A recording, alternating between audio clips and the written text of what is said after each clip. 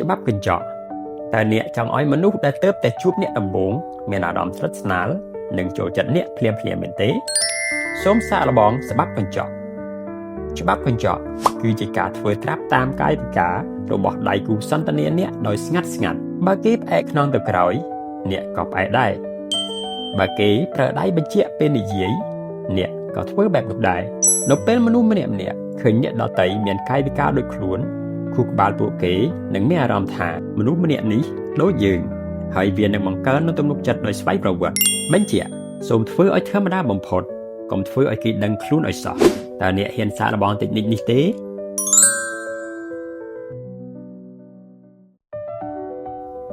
ច្បាប់កញ្ចក់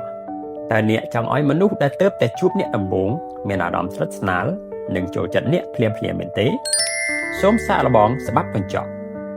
ច្បាប់កញ្ចក់គឺជាការធ្វើត្រាប់តាមកាយវិការរបស់ដៃគូសន្ទនាអ្នកដោយស្ងាត់បើគេផ្អែកខ្នងទៅក្រោយ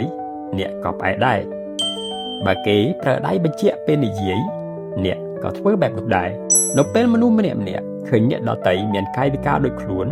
ខួរក្បាលពួកគេនឹងមានអារម្មណ៍ថាមនុស្សម្នាក់នេះដូចយើង